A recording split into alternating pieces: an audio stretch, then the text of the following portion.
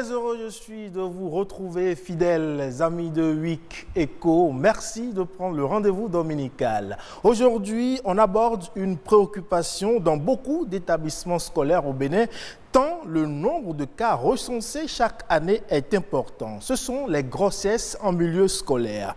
Pour le compte de l'année 2019, on dénombre près de 1200 cas de grossesse. Le phénomène est si préoccupant tant son lot de conséquences néfastes sur la santé et le devenir de la jeune fille constitue aujourd'hui une entrave au développement. Le problème des grossesses dans le système scolaire béninois sera le sujet du décryptage avec les confrères. Et puis, savez-vous ce que c'est que la responsabilité sociétale des entreprises? C'est une démarche qui constitue un véritable levier de performance et de développement pour les entreprises. Non seulement c'est une dynamique synonyme de compétitivité et d'innovation, mais la RSE est avant tout un atout de performance économique. Un spécialiste de la promotion de la responsabilité sociétale de l'entreprise nous dira de façon plus détaillée en quoi la RSE est une opportunité pour les entreprises. Et voilà donc pour le menu de ce premier numéro du mois de novembre. Et comme vous le savez, le premier arrêt qu'on marque d'habitude, c'est le mini-journal. À la présentation, Alessandra Jotan.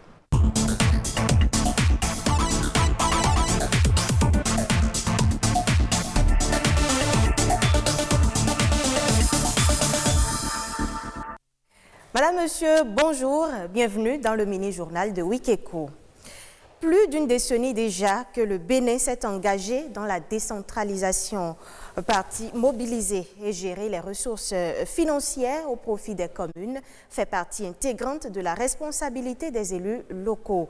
Mais depuis 2003 que la gouvernance locale est transférée aux collectivités locales, le constat fait révèle que les capacités financières des communes restent fiables. Quel est alors le rôle des arrondissements dans la mobilisation des ressources financières au profit des communes? Élément de réponse dans ce reportage de Patrick Adjaboudjou. Au Bénin, le processus de décentralisation a démarré depuis 2003. 17 années d'avancées significatives dans la gestion des collectivités locales par les populations elles-mêmes.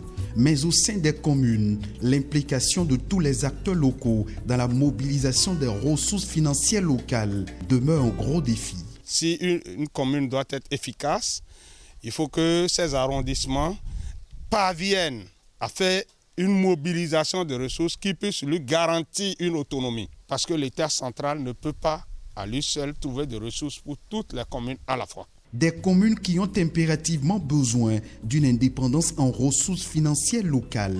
Mais en réalité, les arrondissements ne s'occupent que des affaires courantes qui malheureusement ne génèrent pas suffisamment de ressources. Moi, je fais le plus souvent des légalisations.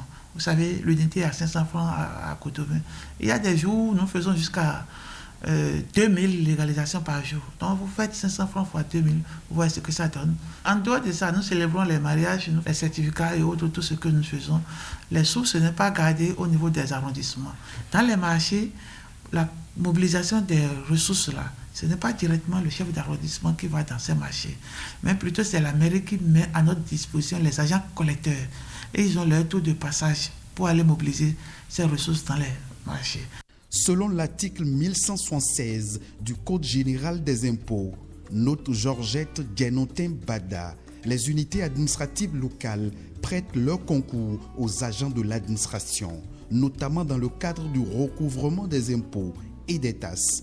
Leur rôle se limite à assister, renseigner et coordonner le processus de collecte de fonds dans leur localité. Les chefs d'arrondissement ne sont pas des comptables, donc ils ne sauraient toucher à l'espèce. Ils doivent être là pour accompagner les autorités assermentées. Et lors du recouvrement, le rôle du chef d'arrondissement aux côtés des agents des impôts, c'est de les assister, d'aider les agents des impôts à actualiser la base des contribuables. Il se doit d'être là, être le gendarme, le garant de toute cette opération-là. Mais ce n'est pas pour manipuler les deniers publics. Les tests ne donnent donc pas plein pouvoir aux arrondissements de mobiliser les ressources financières locales. mais ils peuvent proposer des idées pour innover la stratégie de mobilisation des ressources financières à la base. La première des choses, c'est qu'il faudrait que la commune même s'arrange pour que l'économie locale soit développée. Ce n'est pas augmenter le nombre de tasses, mais plutôt mettre en place des politiques pour permettre à la population de payer. Pour accompagner la mairie dans la mobilisation des ressources, le CA peut recenser les opérateurs économiques qui opèrent sur son territoire et aider la mairie à avoir un répertoire de ces opérateurs économiques, puisque c'est ces opérateurs économiques qui contribuent à la mobilisation des ressources. Les ressources financières locales sont en fait comme un trésor caché dans les communes dont il faut aller à la découverte pour en faire une exploitation optimale. Il serait important de trouver également le moyen adapté de faire participer les citoyens et citoyennes à la création de richesses dans les communes. Le conseil rectoral de l'université d'Abomey-Calavi a procédé mercredi 28 octobre dernier au lancement solennel de sa rentrée académique 2020-2021. Il était question au cours du lancement des activités pédagogiques de faire le bilan de l'année antérieure et de présenter la nouvelle stratégie pédagogique élaborée pour le compte de cette nouvelle année. La cérémonie a été présidée par le recteur Maxime Dacruz en présence du corps enseignant, des étudiants et du personnel administratif. C'était dans la salle Idriss Déby Itno. Émile Azokota pour le reportage. Après une année académique 2019-2020 exceptionnelle marquée par un contexte sanitaire assez difficile, l'université d'Abomey-Calavi place la rentrée universitaire 2020-2021 sous le signe du dialogue, de la consolidation des acquis et de l'adoption de nouvelles stratégies appropriées. Pour plus de visibilité de l'UAC, tous les enseignants-chercheurs, sans exception, devraient poster sur la plateforme BEC de l'UAC toute leur production scientifique. De plus, le vice-recteur chargé de la recherche universitaire, secrétaire permanent du conseil scientifique, devra disposer de son site web. La généralisation de la délivrance des diplômes en anglais dans toutes les écoles et entités avec l'appui de STIPOL. L'élaboration du document de politique d'insertion professionnelle. Voilà quelques-unes des perspectives pour l'année qui vient. Des engagements pour donner une vision plus dynamique à ce haut lieu du savoir, enclin aujourd'hui à un nouveau paradigme. Une vision partagée par les différents acteurs du monde universitaire qui entendent relever ces défis avec abnégation. Pour un enseignement équitable et de qualité, il y a les réfections des amphithéâtres et salles de cours de 2018 à 2021, la promotion de la recherche scientifique de qualité et l'innovation technologique au service du développement. Au début de cette nouvelle année académique, je voudrais rassurer une fois encore les autorités à divers niveaux que l'accompagnement du personnel administratif aux côtés des enseignants pour un meilleur suivi et encadrement des étudiants ne leur fera point défaut. Monsieur le recteur, plaidez pour les étudiants, pour les autres centres, pour qu'il y ait extension des services sociaux aussi, notamment sur Adjara, INJEF, les autres centres et instituts affiliés à l'université. Au cours du lancement de cette rentrée académique, 36 enseignants de l'université ont reçu des lettres de félicitations. Ils deviennent désormais des enseignants émérites admis à faire valoir leur droit à la retraite. Une conférence inaugurale sur le thème « La recherche portant sur la personne humaine » est venue clôturer la cérémonie qui donne ainsi le top officiel des activités académiques sur les différents campus de l'UAC. Madame, Monsieur, on parle à présent mode. Le port de la perruque est la tendance du moment. Longue ou courte, bon nombre de femmes en portent, mais toutes ne l'apprécient pas. Chez les professionnels de la coiffure, confectionner une perruque n'est pas toujours une bonne affaire. Nadège Sani et René Ahossi se sont intéressés à la question. Voici le reportage. Confectionnées avec des mèches naturelles ou synthétiques, les perruques passent pour être la tendance actuelle chez les dames. Pas évident aujourd'hui de distinguer sur une tête bien coiffée une perruque d'une mèche tissée chez les dames. Dans les salons de coiffure, plus besoin de perdre des heures pour se faire belle. Seule la mèche est indispensable et le professionnel coiffe sur un mannequin le modèle voulu par la cliente. C'est un style qui semble être apprécié par bon nombre de femmes, mais qui n'est pas du goût de certaines d'entre elles. Moi, je préfère les perruques parce que quand je finis mes courses en ville, je rentre à la maison, je peux l'enlever et respirer tranquillement.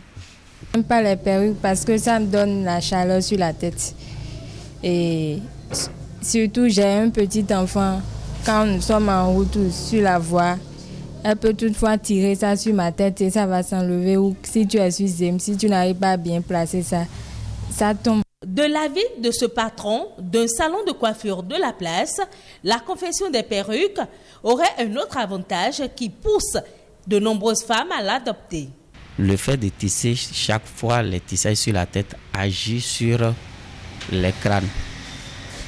Et non seulement ça, si tu ne sais pas faire les nattes des tissages, ça peut aussi casser tes cheveux. Avec la perruque, les femmes changent de tête autant qu'elles le désirent. Un style le matin et un autre le soir devient un jeu. Un changement qui n'est pas toujours bien vu par les hommes. Sans hésiter, je vous dis que j'aime la femme quand elle est naturelle. Moi, je n'aime pas du tout les perruques et autres artifices qu'on ajoute à la beauté féminine. Ça dérange certains hommes, mais moi particulièrement, ça ne me dérange pas. Parce que si c'est la méthode pour la femme de se sentir à l'aise, moi, ça ne me dérange pas. Si la perruque permet à celles qui l'adoptent et aux professionnels de la coiffure de gagner en temps, le point de vue diverge quant à ce qui concerne leurs intérêts. Parfois, nous sommes au salon, il n'y a pas de clientes, mais c'est les têtes, nous sommes entourés de têtes et nous sommes à tenir compte seulement que des perruques. Ça ne nous arrange pas. Donc, on préfère que les dames viennent se coiffer directement. Ça paye bien. Quand c'est confectionné en perruque, ça nous avantage.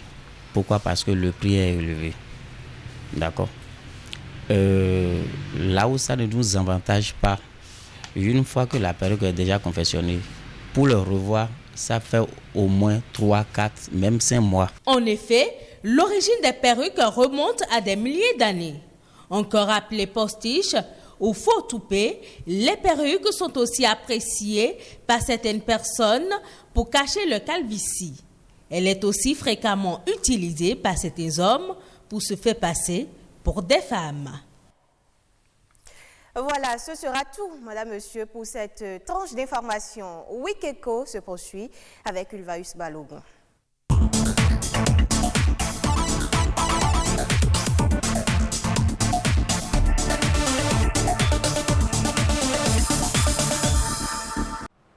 Et bien évidemment, Week Eco se poursuit ici et c'est à présent la revue de presse économique. C'est une présentation de Rodrigue Babaguito.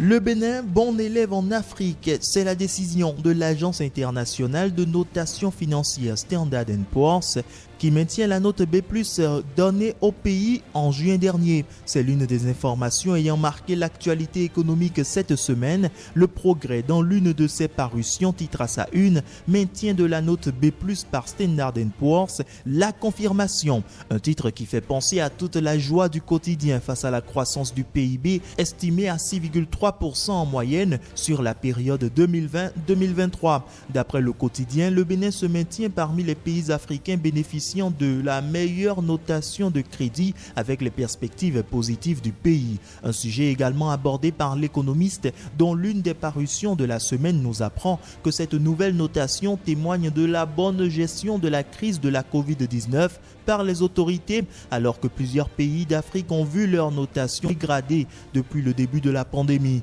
Le quotidien du service public, lui, partage les perspectives de l'économie nationale projetées par le ministère de l'économie et des Finances et titre à sa une « Perspective de l'économie nationale, une reprise de la croissance à 6% en 2021 ». D'après le journal, le taux de croissance du Bénin pourrait remonter de 6% l'année prochaine sous l'hypothèse d'une reprise de l'économie mondiale en 2021 en lien avec l'atténuation des effets néfastes de la pandémie de Covid-19. La Nation renseigne que la reprise devrait être portée par les impôts et taxes nettes de subvention dans une proportion de 12,5% en 2021 contre 4% en 2020 et le secteur tertiaire 5% contre 0,2% en 2020. Les secteurs primaires et secondaires contribueraient respectivement pour 4,7% et 7,7% en 2021 contre 2,9% et 6,4% en 2020.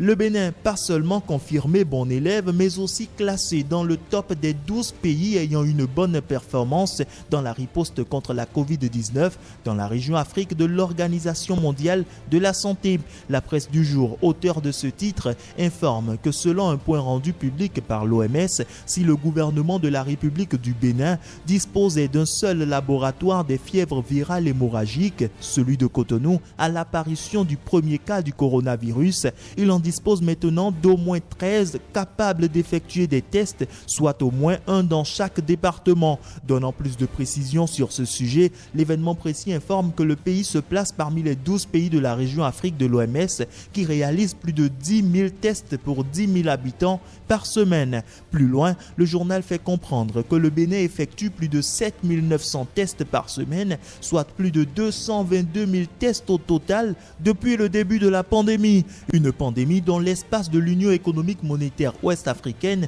continue à œuvrer pour atténuer les effets.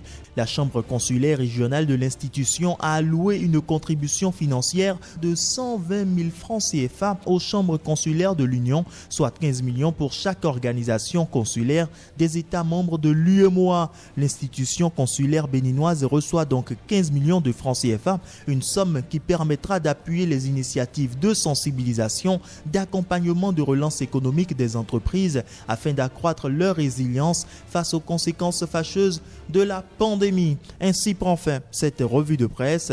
À très bientôt pour un nouveau tour de l'actualité économique.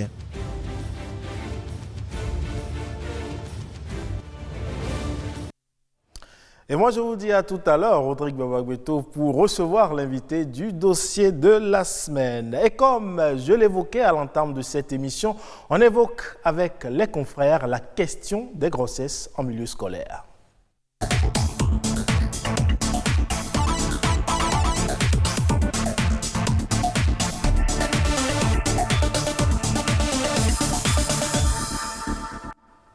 Chaque année, les chiffres donnent presque le tournis. Grossesse en milieu scolaire, un phénomène récurrent dont nous posons la problématique ici sur ce plateau avec les confrères. Isabelle Ochoumare, bonjour. Bonjour. Merci d'être là. C'est un plaisir. À côté de Isabelle, Adjaï Pounon, qu'on ne présente plus sur ce plateau. Adjaï, bonjour. Bonjour Louvaris. Merci d'être là. Bonjour. Alors Adjaï, le sujet refait surface presque chaque année. Dès qu'il y a la rentrée scolaire, on redoute les cas de grossesse scolaire. À votre avis, qu'est-ce qui explique la recrudescence de ce phénomène-là? Les causes donc, des grossesses en milieu scolaire sont nombreuses. Vous voyez, il y a déjà l'environnement dans lequel nous sommes, avec le développement des technologies de l'information et de la communication. Les enfants ont désormais accès à toute forme de contenu sur les réseaux sociaux. À côté de cela, et le plus important même, c'est la démission parentale. Vous n'êtes pas sans savoir que dans notre société, on constate de plus en plus que les parents n'ont pratiquement plus le temps pour leurs enfants. Donc, les enfants sont là, les enfants sont nés, on les met à l'école et puis bon, on s'occupe d'autre chose. Donc, on est beaucoup plus occupé par les activités génératrices de revenus ou bien le travail et les entreprises qu'on crée. Donc, toutes ces activités-là ne permettent pas aux parents de vraiment s'occuper des enfants. Et à côté de cela aussi vient aussi le fait que le sexe demeure toujours un tabou. Un sujet tabou. Il demeure beaucoup un sujet tabou dans notre société parce que notre société est beaucoup plus une société traditionnelle. Et donc les parents, aussi. Les parents ne savent pas au fait comment aborder cette question-là avec les enfants. Vous allez parfois dans certaines familles, quand tout le monde est à la maison en train de regarder la télé, quand viennent ces parties-là où vous commencez, il y a les ébats qui commencent à s'annoncer. Là, certains parents éteignent carrément la télé, puis on demande aux enfants, bon, allez, il est temps de rentrer dans vos chambres, d'aller vous coucher ou bien d'aller chercher vos cahiers. Oui. Alors qu'au contraire, il faut que dans notre communauté, nous apprenons à discuter de cela avec les enfants. Maintenant, concernant les enfants eux-mêmes, notamment les filles, c'est la question aussi de la curiosité. Il y a cette curiosité-là parce qu'avec la période pubertaire, l'enfant veut se découvrir, il veut mieux se connaître lui-même, mais il veut aussi connaître l'autre. Et donc, les enfants n'arrivent pas à gérer cette période pubertaire-là, à savoir se contenir. Donc, les filles sont appelées à aller à la découverte de ce que c'est que la sexualité. Et encore qu'on n'en parle pas à la maison, donc elles sont exposées à tout. Et quand elles tombent sur des gens qui ne sont pas vraiment responsables, qui ne savent pas aussi de quoi il s'agit, ou même quand elles sont à l'école et que leurs camarades aussi leur disent ce qu'elles voient sans aller au fond des choses, voilà, on est exposé à tout cela. Et l'autre chose aussi, il y a aussi de plus en plus, les enseignants sont aussi de plus en plus jeunes. Les enseignants qui encadrent ces filles-là dans les collèges. Enseignants sont jeunes? Oui, quand vous allez dans une école, par exemple, et qu'une fille, vous savez que l'éducation est beaucoup sur le terrain. Oui. Donc, quand vous allez dans une école et qu'une fille vous dit, de façon confidentielle, que la fois dernière, c'est l'enseignant qui m'a appelé dans la salle. Quand je suis allé, il s'est carrément déshabillé, le récent calcifié, il a demandé de l'embrasser. Il a fallu que je fasse semblant d'avoir l'envie de vomir ou bien le torticolis, comme si je m'étouffais pour qu'il me laisse m'en aller. Quand vous entendez ça dans une école, c'est parce que l'enseignant est jeune.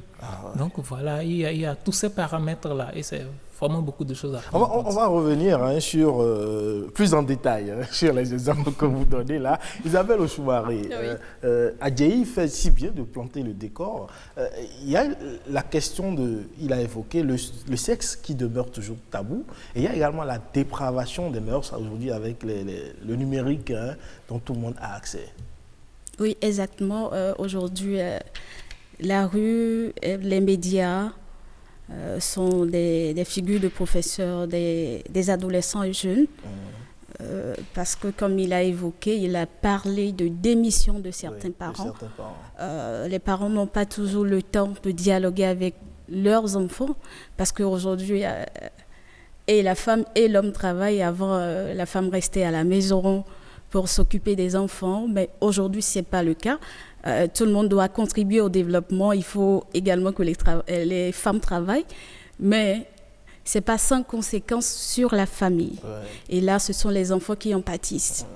Les parents n'ont pas souvent le temps de discuter avec leurs enfants. Parfois, ils rentrent très tard et l'éducation de ces enfants est parfois confiée aux aides ménagères, des aides ménagères qui sont parfois aussi des enfants.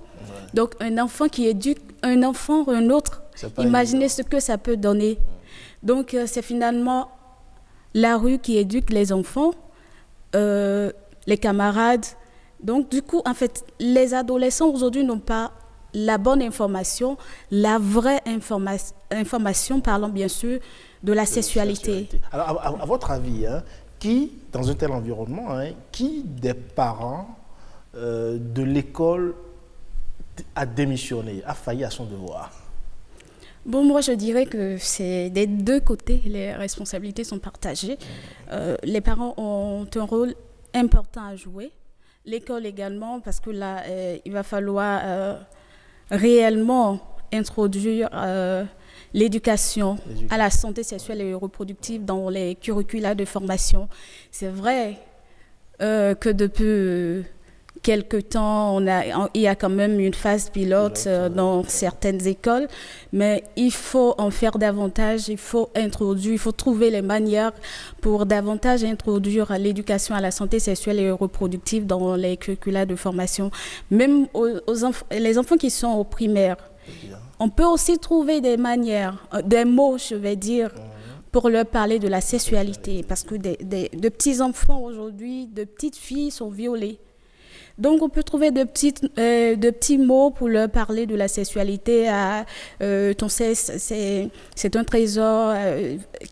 Personne ne doit toucher à ça. Si un tonton touche à ça, il faut en parler. Déjà, il faut mettre les enfants en confiance pour qu'ils puissent s'exprimer, qu'ils puissent parler à leurs parents s'ils sont confrontés à des difficultés. Mais souvent, comme il a dit tout à l'heure, malheureusement, le sexe continue d'être un sujet tabou dans certaines familles. Ouais. Mais ce que vous dites, l'éducation sexuelle à l'école ne constitue pas également une autre façon de dépraver l'enfant. Parce que quand on commence très tôt à en parler de sexe avec l'enfant, c'est aussi une façon de le pousser à la curiosité.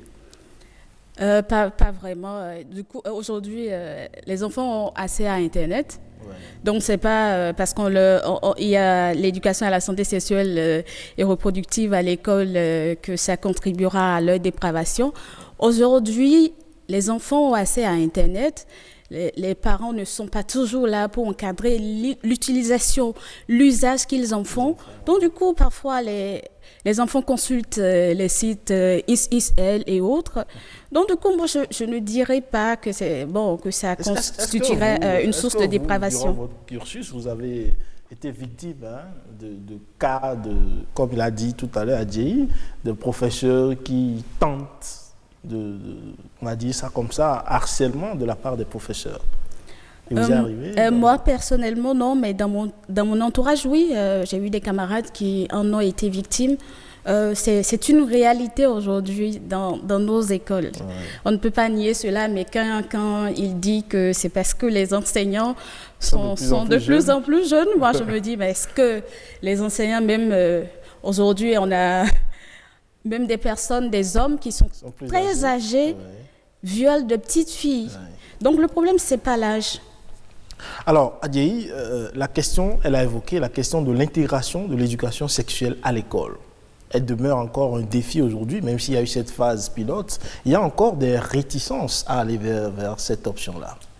Vous voyez, c'est une question sensible, c'est un sujet sensible parce que, comme vous dites, éducation à la santé sexuelle, il y a l'action gouvernementale qui est là, mais il y a aussi l'action parentale et dans notre environnement, comme je l'ai dit, fortement traditionnel, il y a aussi les religions traditionnelles, mais il y a aussi les religions importées. Et donc, parler d'introduction de l'éducation à la santé sexuelle à l'école, c'est une bonne initiative. Et même, c'est grâce même aux actions, par exemple, c'est l'Institut national de la formation et du renforcement de capacité des formateurs, l'INIFR, du ministère de l'enseignement secondaire, qui porte cela. C'est une bonne initiative. Mais vous voyez, quand nous, éducation, nous avons mené nos enquêtes de terrain durant le mois de mai 2019 parce que c'est tout un dossier qu'on a fait durant tout ce mois-là. Ce qui s'est dégagé, c'est que les acteurs ne se sont pas sentis aussi impliqués dans la chose. Vous voyez, ça veut dire quoi? Vous voyez, c'est comme si il y a deux postures au fait. Il y a deux postures. La première posture, c'est la posture de quand je participe à quelque chose, je me sens intéressé à cela, je m'engage à cela et j'en assume les responsabilités. Mais la seconde posture, c'est quand, c'est l'État qui a décidé sa chose. Hein. Bon, nous en a parlé comme ça. Ils ont le choix. Si l'État décide, eux, ils sont là pour servir. Si l'État décide, c'est vrai, on est tous obligés de suivre. Mais est-ce que vous pensez qu'il y aura vraiment l'implication qu'il faut? C'est ça, au fait, le problème. Donc, avec l'éducation à la santé sexuelle, c'est une bonne initiative et c'est grâce à eux-mêmes surtout que, là, les chiffres, vous avez avancé 1200 tout à l'heure. Mais en 2017-2018, c'était puisque ça c'était pratiquement le double, voire même le triple. Et c'est grâce aux actions de l'INIFR que cela a fortement baissé. Voilà, on n'a pas encore les chiffres de 2020, mais cela a fortement baissé. Et donc, c'est une bonne initiative, mais il faut véritablement associer les acteurs à la base. Comment est-ce qu'il faut associer les acteurs à la base? Je ne sais pas. On prend une décision. Je prends par exemple, le cas par exemple, vous voyez, pour Éducation qui a par exemple suivi l'élaboration du plan sectoriel de l'éducation, vous voyez, ça a été toute une dynamique, vous voyez, c'est toute une dynamique. Et quand vous prenez les chiffres du secrétariat technique permanent du PDDSE, par exemple, vous voyez, vous allez pratiquement retrouver chaque organisation là-dedans, vous voyez. Et donc, avec le programme d'éducation à la santé sexuelle, quand nous avons fait nos enquêtes de terrain, certaines personnes se sont senties un peu exclues. C'est-à-dire, bon, c'est vrai qu'on nous en a parlé, mais on regarde ces choses-là à distance. Vous voyez, non, on le prend. Mais vous pensez que l'introduction de l'éducation sexuelle à la santé sexuelle à l'école pourrait régler, en tout cas aider à régler, à diminuer le taux de grossesse, les cas de grossesse à l'école? Oui, ça l'a déjà fait. Je l'ai dit. Les statistiques de 2017 et 2019... Vous pensez que c'est ça qui a permis de baisser les cas? Ils ont vraiment eu de l'impact. Cela a vraiment eu de l'impact, c'est vrai. Il y a l'UNIFRO qui a agi, mais il y a aussi les organisations comme celle de Madame, par exemple, qui vraiment ont mouillé le maillot pour que cela se fasse. Donc, les chiffres ont fortement baissé. Mais à côté de cela, il faut véritablement que, moi je le dis toujours, les premiers acteurs, c'est toujours la famille. Ouais. Tout part de la famille. Et donc, nous allons beau instituer l'éducation à la santé sexuelle, mais si dans les familles, les parents ne se sentent pas concernés par l'éducation de leurs enfants, je pense que ce sera comme... on n'aura pas l'impact qu'on veut, au fait. Ouais. On n'aura pas l'impact qu'on veut. Alors Isabelle, l'éducation à la santé sexuelle est une très bonne solution. En tout cas, ça a fait ses preuves selon Adjei. Vous êtes pour ou contre? Je suis pour. Comme il a souligné, tout part de la maison, les parents ont un grand rôle à jouer, mais c'est vrai qu'il a parlé d'implication aussi. Il faut impliquer tous les acteurs, mais ce n'est pas évident parce que beaucoup sont réticents. Les leaders religieux, surtout, on pense que c'est pour que cela va contribuer, comme vous l'avez dit tout à l'heure, à la dépravation des enfants. Si je prends par exemple... En fait, sur la question, par exemple, de la planification familiale, l'utilisation de la contraception, les leaders religieux sont divisés sur la question. Il y en a qui sont pour l'usage des méthodes contraceptives par les adolescents et jeunes, mais il y en a qui prônent l'abstinence, qui sont carrément contre, parce que pour eux, c'est un moyen de dépravation des jeunes. Donc, moi, je pense qu'on n'aura pas forcément... tout le monde ne va pas adhérer, c'est clair. Tout le monde ne va pas adhérer, mais si on va... Justement. Mais les conséquences sont là. Si on va attendre tout le monde, on ne va pas y arriver, comme vous l'avez dit. Alors, l'autre problème également qui est... Vous avez quelque chose à ajouter? Oui, c'est vrai que si on veut attendre tout le monde, on ne va pas y arriver. Mais déjà, la démarche, c'est déjà... cela intéresse tout le monde. Exactement. Mais comme je l'ai dit, c'est d'abord la famille. C'est d'abord la famille. Même les parents, même dans certains cas, et même dans beaucoup de cas, les parents même ont parfois besoin aussi d'informations sur ce domaine. Et il faut peut-être déjà commencer par les parents. Leur dire, voilà comment vous devez en parler à vos enfants. C'est comme par exemple, éducation, toujours quand on était sur le terrain. Mais la fille vous dit que bon, moi j'entendais la chose, mais je suis allé en parler avec maman, elle m'a carrément rabroué. Voilà, elle m'a dit bon, quand tu auras tes premières règles, tu vas venir. Ok, les premières règles sont arrivées aussi, maman, bon, elle a tourné, puis bon, elle m'a encore rabroué. Donc bon, je suis allé à la découverte de la chose et ça aboutit à quoi? Ça aboutit à une grossesse. Si vous le permettez, je vais abonder dans le même sens que mon confrère. Pour dire que les parents aussi ont besoin de l'information, de la bonne information, parce qu'ils ont été aussi éduqués dans un contexte où le sexe est tabou. Ils ont été éduqués dans ce contexte-là, donc du coup, eux-mêmes, ils n'ont pas l'information, la bonne information, ils ne savent pas comment parler sexe avec l'enfant. Donc, c'est très important, il va falloir aussi, il faut sensibiliser également sensibiliser davantage les parents sur comment dialoguer. C'est vrai qu'aujourd'hui, nous avons un guide sur le dialogue parent-enfant, donc là, à ce niveau-là, c'est une avancée qu'on doit saluer. Alors l'autre chose que j'allais évoquer, c'est également l'impunité qui règne un peu dans ce milieu-là. La plupart des hommes qui se permettent d'engrosser les filles ainsi ne sont pas inquiétés. Très souvent, ils ne sont pas inquiétés. C'est la fille qui se retrouve à être déscolarisée. Oui, malheureusement. C'est vrai que... Bon, est-ce qu'on va... Impunité... oui, parce que c'est un problème. Les tests ne sont pas appliqués dans les normes. Au fait, c'est d'abord... qui sont les principaux auteurs? C'est ça. Qui sont les principaux auteurs? Ce ne sont pas les enseignants. Hein? Non, il y a quelques enseignants. Vous avez évoqué des offres.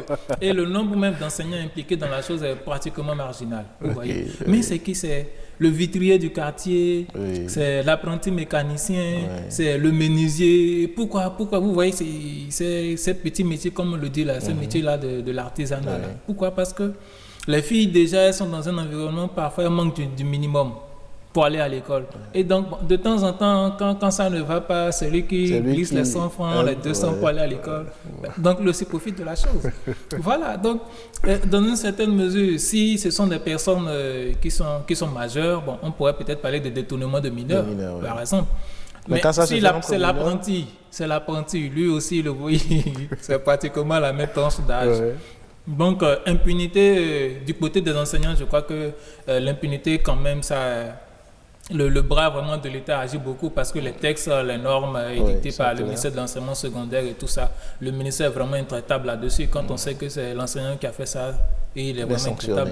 Mais l'autre aspect de la chose, c'est quand vous allez dans certains milieux, par exemple, qu'on sait que bon, c'est l'enseignant qui l'a fait et que les parents eux-mêmes sont complices de la chose, l'enseignant passe à la maison et puis bon, voilà, c'est moi j'ai fait ça, mais ne dites rien et tout ça. Donc, on dit simplement à la fille de rester à la maison et puis bon, voilà. Donc l'enseignant comme ça n'est pas inquiété. Et une fois de plus encore, comme je le dis, c'est toujours la famille. C'est ça. C'est toujours la famille. Voilà. Alors, l'absence de sanction, c'est vrai qu'Adjei le disait, hein, on sanctionne, mais pas, c'est-à-dire c'est beaucoup plus les jeunes du quartier qui s'adonnent. On ne peut pas vraiment les sanctionner. Oui, c'est ce que j'allais dire aussi. Les auteurs ne sont pas toujours... dans le monde scolaire, les auteurs sont parfois... des artisans du quartier. Des artisans du quartier, des apprentis artisans et autres. Mais tout ça, c'est parce qu'il y a aussi une fuite de responsabilité de certains parents. Je donne un exemple, hein, une fille qui demande, qui veut faire la lessive et qui demande de l'argent à ses parents pour acheter du savon. Les parents disent, débrouille-toi. Elle va faire comment? Donc, si l'apprenti vitrier du quartier lui donne 200 francs par moment, oui, ça va continuer comme ça. Et il va toujours demander quelque chose en retour. Il va toujours demander quelque chose en retour. Donc, c'est en fait, il y a une fuite de responsabilité des parents, il faut l'avouer. C'est vrai, il y a la pauvreté, on nous dira que c'est parce que les parents, eux aussi, ils n'en ont pas, ils n'ont pas les moyens. Oui, c'est vrai, mais on fait les enfants, quand on fait des enfants, on s'en occupe. C'est ça. Et aussi, on fait les enfants en fonction de ses moyens. C'est très important. C'est très important aujourd'hui, la planification familiale. Il faut faire des enfants au moment voulu, en fonction de ses moyens. C'est très important. Il faut cesser de dire il n'y a de richesse que d'hommes. C'est vrai, mais quand on n'a pas les moyens de s'occuper de 10 enfants, on ne peut pas faire 10 enfants. Alors, on va finir là-dessus. Hein. C'est également la responsabilité du Conseil national de l'éducation. C'est un conseil qui a été mis en place et qui est chargé d'implémenter la direction que doit suivre le secteur éducatif au Bénin. Sur cette question-là, sa responsabilité devient grande. Bon, sur cette question-là, comment je regarde le secteur, le Conseil national de l'éducation, ce sera peut-être d'agir sur le contenu des programmes, par exemple. Sur ce plan-là, je pense que le Conseil aura peut-être son mot à dire. Mais vous voyez, le Conseil n'est pas sur le terrain. Le Conseil n'est pas sur le terrain. C'est l'information que les différentes structures vont remonter au Conseil, que le Conseil pourra analyser. Et donc, le plus important, c'est ceux d'abord qui sont sur le terrain. Les différentes structures qui sont sur le terrain, par exemple avec l'UNIF qui a ses actions. Ensuite, bien les différentes organisations de la société civile, comme aussi l'ONG Éducation qui fait aussi son travail dans ce domaine-là. Et c'est à partir de cela que quand on remonte les informations au Conseil, le Conseil saura maintenant comment tirer le bon grain de livret et comment mettre en place quelque chose de crédible. Mais à côté de cela, l'autre chose sur laquelle je voulais rebondir, c'est que il faut que nous sachions aussi dans notre pays aussi regarder notre éducation traditionnelle.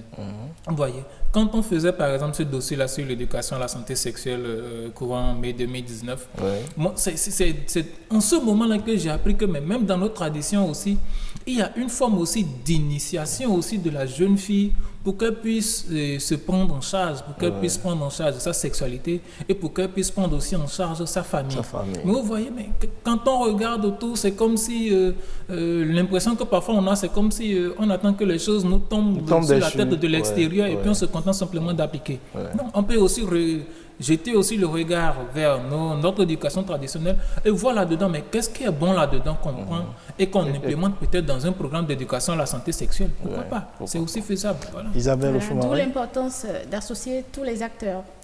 Oui, parce que les leaders traditionnels peuvent dire nous on propose telle chose dans la tradition, il y a déjà quelque chose qui se faisait, donc on peut chercher la manière de l'intégrer, donc c'est un peu ça. Donc le Conseil national de l'éducation, comme il a dit, c'est déjà de voir de trouver la formule pour intégrer l'éducation. C'est vrai que quelque chose se fait déjà pour renforcer ce qui est déjà fait. C'est très important. C'est vrai que parce que le phénomène continue de prendre de l'ampleur et il a beaucoup de conséquences. Nous n'avons pas eu le temps de parler des conséquences, mais les conséquences sont énormes. Oui, tout à fait.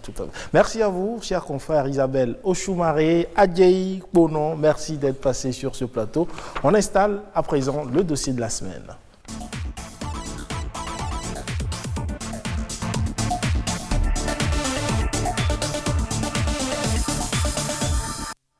On parle à présent de la responsabilité sociétale d'une entreprise, un concept assez récent en Afrique, mais qui constitue une opportunité énorme pour les entreprises. De quoi s'agit-il concrètement? On en parle après cette interview. On a eu une évolution, ça devrait être le principe de base. Beaucoup de sociétés aujourd'hui qui se créent définissent on va dire, leur vision et leur objectif aussi en concordance avec les résultats attendus d'une implication de la RSE. Toute entreprise doit avoir une démarche, au moins une démarche. Un plan, je ne sais pas, mais au moins une démarche RSE pour préserver l'environnement, développer, faire émerger la classe la plus basse et puis faire développer les personnes en zone rurale.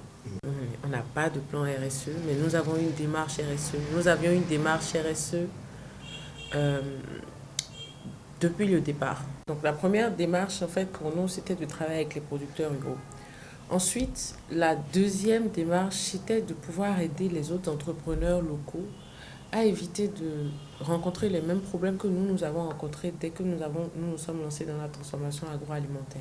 On fait beaucoup d'actions, non seulement d'ordre social, mais également sur le plan de l'environnement. On a investi plus d'1 milliard de francs CFA dans plusieurs installations afin de minimiser l'impact environnemental. Comme je l'ai dit, toute activité génère un impact. Maintenant, positif comme négatif, mais le but c'est de pouvoir transformer cet impact négatif ou du moins le limiter en un impact positif. Généralement, les gens se disent que c'est quand on a faim qu'on pense. Quand on a faim, on ne pense pas à ces choses-là. Quand on a faim, on pense à se nourrir. Mais en réalité, on n'a pas besoin d'attendre d'être rassasié avant de commencer par avoir une démarche RSE. La démarche RSE, c'est dans les petits choix du quotidien. La démarche RSE, par exemple, c'est de choisir de porter une fois par semaine un tissu local ou d'aller chez le tailleur au lieu d'aller à la friperie. C'est simple, hein? Il faut un cadre. Dans un premier temps, il faut une charte RSE où non seulement les différentes associations, entreprises, mais bien sûr aussi le gouvernement qui a un rôle clé, souhaite vraiment s'y conformer, et après peut-être le gouvernement ou des mesures incitatives qui pourront y découler. Et pourquoi pas la création d'un label pour inciter aussi d'autres entreprises à participer ou du moins à intégrer ces valeurs RSE dans leur politique. Ça existe, il me semble, dans d'autres pays africains, je sais pour le Maroc, bon aussi en Europe, où on pourrait amener ces entreprises comme une certification ISO, mais là, dans le cadre de la RSE, à y participer. Et aussi, au final, c'est quoi? C'est de voir comment améliorer l'ensemble des procédures et comment apporter une valeur ajoutée, non pas seulement pour l'entreprise même et ses actionnaires, mais également pour l'ensemble des parties prenantes. Et voilà, pour aborder la RSE, nous sommes ce matin avec Léon Anjorin-Koboulé, expert en communication et responsabilité sociétale de l'entreprise. Bonjour. Bonjour, monsieur. Merci d'être avec nous ce matin. Merci. Et Rodrigue Bababoueto, comme tous les dimanches, s'est déjà installé pour conduire. Nous sommes encore là ce dimanche. Mesdames, Messieurs, bonjour. Eh bien, le site Wikipédia définit la responsabilité sociétale des entreprises comme la prise en compte par ces dernières sur base volontaire et parfois juridique des enjeux environnementaux, sociaux, économiques et éthiques dans leurs activités. Léon Koboudé, vous êtes expert en la matière. Cette définition peut paraître lourde pour les téléspectateurs. Comment la comprendre de façon simple? Je vous remercie. Oui, effectivement, c'est une définition assez générale. Oui. Pour être plus explicite, on peut dire, comme d'ailleurs le définit la Commission de l'Union européenne, que la RSE, c'est l'intégration des préoccupations environnementales, sociétales, sociales aux activités de l'entreprise. C'est-à-dire qu'on considère aujourd'hui que l'entreprise qui a d'abord à la base une vision lucrative qui a pour objectif de faire du profit, que l'entreprise ne peut plus et ne doit plus d'ailleurs se focaliser seulement sur cet objectif. Elle doit également se préoccuper du développement social et environnemental du milieu, du territoire sur lequel elle opère. Et ça veut dire que ces activités ne doivent pas détruire ce territoire. Ces activités ne doivent pas être nocives à l'environnement du milieu. Donc, c'est bien sûr un ensemble d'actions que l'entreprise doit mener pour atteindre ses objectifs. Et c'est tout ça qui est regroupé sous le vocable de la RSE. Alors, dans vos propos, vous parlez de devoir de l'entreprise. Pourquoi justement en arriver à obliger l'entreprise à prendre en compte tout cela? Alors, disons clairement les choses. À la base, la RSE est une démarche volontaire. Mais on a dû expliquer aux entreprises que si vous adhérez à cette démarche volontaire, vous allez aussi gagner, puisque il ne sert à rien pour l'entreprise de détruire l'environnement dans lequel elle opère, puisque si les consommateurs sont malades, ne sont plus bien, ils ne vont plus acheter ces produits. Donc, le plus important aujourd'hui, c'est de leur démontrer que la démarche, elle est volontaire, mais qu'elles-mêmes, ces entreprises, peuvent en tirer une opportunité économique. Je vous donne un exemple tout simple. Une entreprise qui est, par exemple, dans l'exploitation du bois, qui fabrique des meubles et tout. Si cette entreprise n'a pas une politique RSE qui contribue au reboisement, par exemple, et qui contribue bien sûr à l'équipement des ouvriers qui sont dans cette activité de bois, cette entreprise, par son activité, elle finira par détruire ce qui est sa matière première. Et je peux donner l'exemple aussi d'une brasserie. Quand une brasserie ne traite pas bien ses déchets, évidemment, c'est des problèmes environnementaux pour le milieu. Mais en revanche, si elle a une bonne politique environnementale, elle a une bonne politique RSE, d'abord, elle garantit franchement sa matière première, elle se fait respecter par les consommateurs et par les autres parties prenantes, et aussi par rapport à d'autres nouveaux marchés sur lesquels cette entreprise peut y aller. Je pense qu'elle viendra avec un label de respect, de qualité et de RSE qui pourra la positionner. Donc, franchement, la RSE est une belle opportunité économique pour les entreprises si elles arrivent à bien la définir après un diagnostic professionnel. Mais est-ce que la RSE ne vient pas un peu en conflit avec le rôle des gouvernants? Non, mais je crois que le fait de dire que la RSE est une démarche volontaire, c'est aussi pour laisser l'entreprise, c'est laisser à l'entreprise plutôt le temps de réfléchir pour voir sur quel axe de la RSE elle peut agir pour être en conformité avec le cœur de son métier. Nous, on a organisé il y a 2 semaines les rencontres de la RSE et Canal+ nous a expliqué sa politique RSE. Elle consiste en la formation. Elle considère qu'elle est dans le domaine de l'audiovisuel et que pour aider les professionnels à être toujours performants, elle fait de la formation gratuite. La formation gratuite. Oui, de la formation gratuite aux réalisateurs, aux cadreurs, aux metteurs en scène, tout ça, pour montrer qu'il y aura toujours de la compétence qui sera renouvelée. Vous avez d'autres entreprises, par exemple, qui sont dans la production de liqueurs, voilà, au niveau local.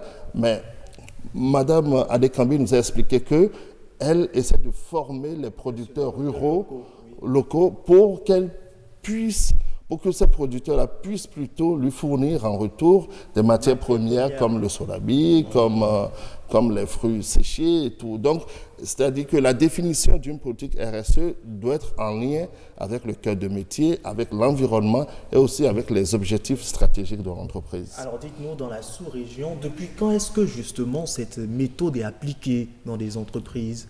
Alors, depuis, je vais dire, une décennie à peu près, on a constaté, notamment au Sénégal, en Côte d'Ivoire et un peu plus loin chez nous, je vais dire le Maroc, qu'il y a franchement, au niveau des patronats de ces entreprises, de ces pays plutôt, une vraie volonté de former les chefs d'entreprise, une vraie volonté d'aller ensemble à des démarches RSE convaincantes. Parce que si les chefs d'entreprise ne sont pas convaincus, on ne peut pas espérer une RSE vraiment efficace, qui soit vraiment au service de l'entreprise et de la communauté.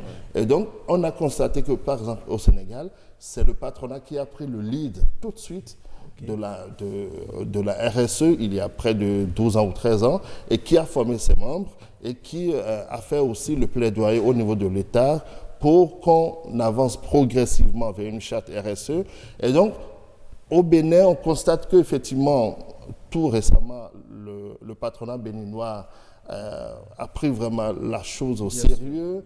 Il y a eu des rencontres avec certaines chambres. Absolument. Donc, la chambre, je veux parler du patronat, a déjà travaillé beaucoup sur un projet de charte RSE qu'il va proposer aux chefs d'entreprise.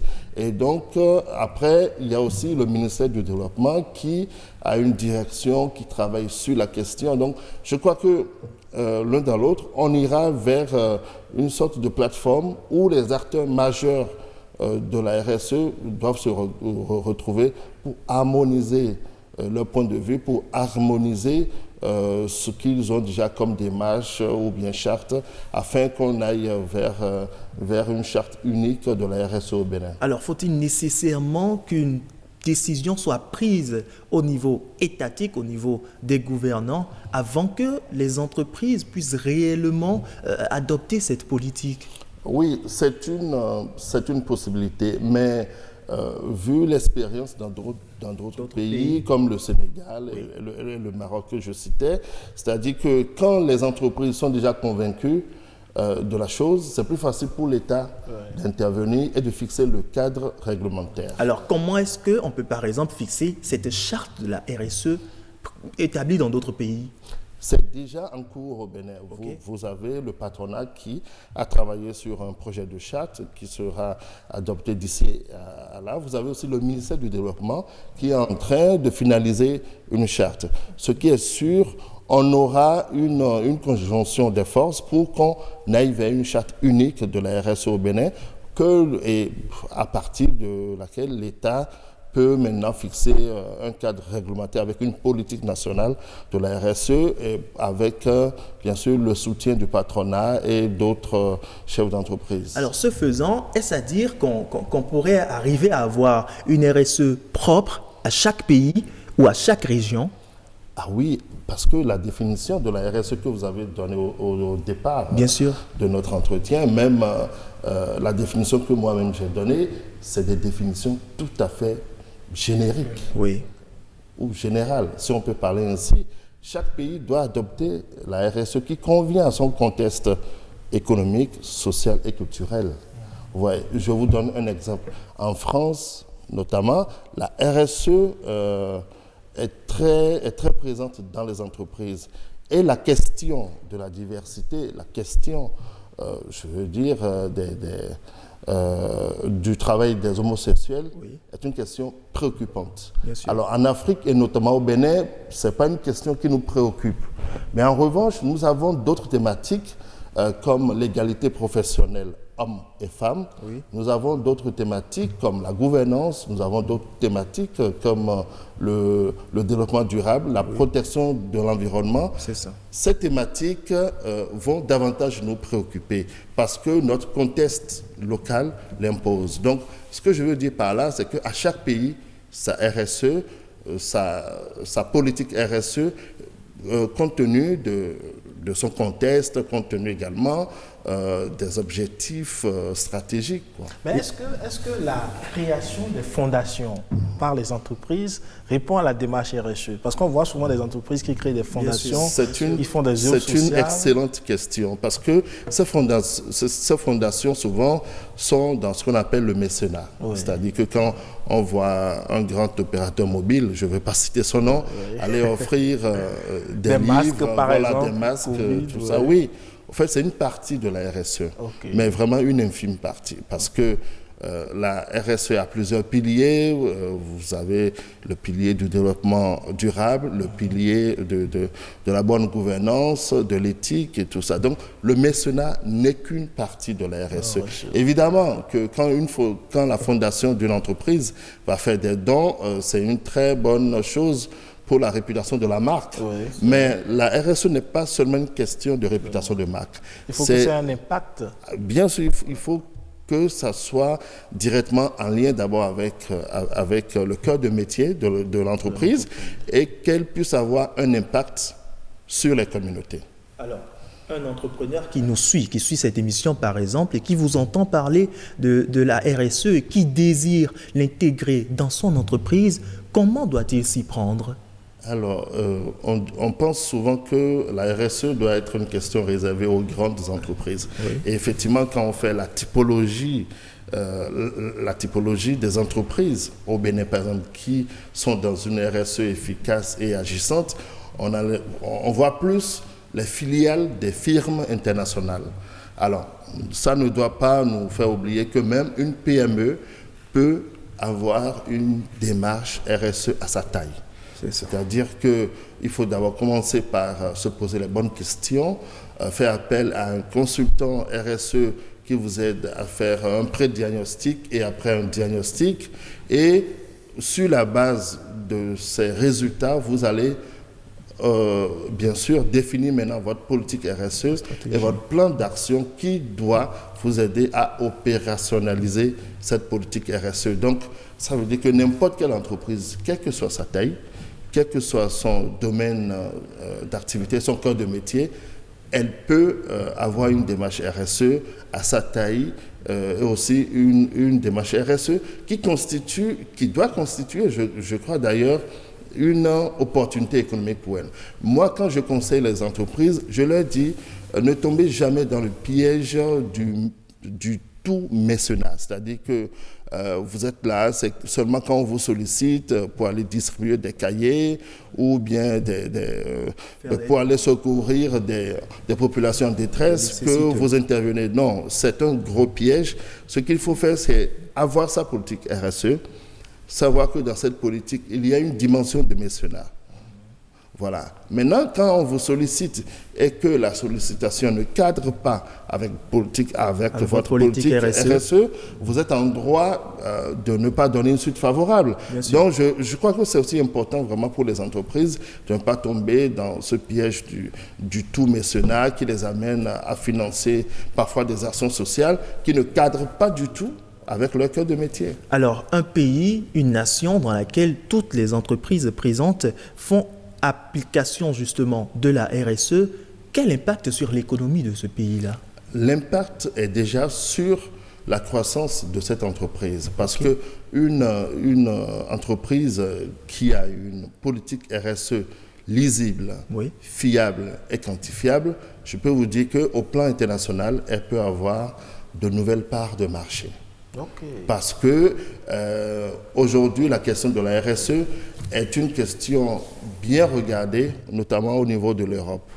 Aux États-Unis, n'en parlons pas, mais déjà au niveau de l'Europe, quand vous avez une certification RSE aujourd'hui, je crois que vos opportunités se multiplient par 1000.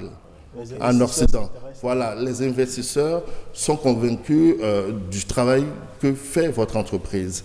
Et aussi, ça montre aussi le sérieux à travers ce que vous faites. Et d'autres investisseurs peuvent venir rentrer dans votre capital et donner un coup de main quand même à la croissance de votre entreprise. Donc, la RSE est d'abord une opportunité économique pour l'entreprise, mais il faut qu'elle soit bien définie, bien structurée et être accompagnée d'un plan d'action qui est convaincant. Et justement, à vous suivre, on a l'impression que la RSE s'allie bien avec les objectifs de développement durable. Bien sûr, c'est tout à fait normal parce que les 17 ODD prônent le développement durable, prônent le travail qui respecte les populations et l'environnement. Donc évidemment, tout ça la s'allie à la RSE. Et donc aujourd'hui, quand une entreprise intègre les ODD à sa stratégie RSE, je pense que ça lui permet de faire une bonne cartographie de ses actions,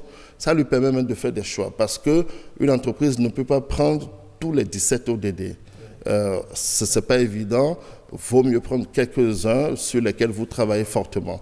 Et donc aujourd'hui, les entreprises qui ont compris ont pu faire le lien, ont pu intégrer à leur stratégie RSE, bien sûr, quelques ODD qui cadrent avec leur cœur de métier, qui cadrent avec leur vision de la RSE. Évidemment, les exemples que je cite là, c'est des exemples malheureusement qui ne sont pas ici, qui, bien sûr, cadrent avec des entreprises européennes. Donc, pour répondre vraiment à votre question, on peut intégrer les ODD à une stratégie RSE à la seule condition que ça doit se faire toujours avec le souci de rester au cœur du métier de l'entreprise. Très bien. Léon Anjorin-Koboudé, je rappelle que vous êtes expert en communication RSE. Merci d'avoir répondu favorablement à notre invitation. Et bien, mesdames, messieurs, si vous êtes chef d'entreprise, vous savez désormais quoi faire pour avoir 1001 opportunités de faire croître votre projet, votre entreprise, votre structure.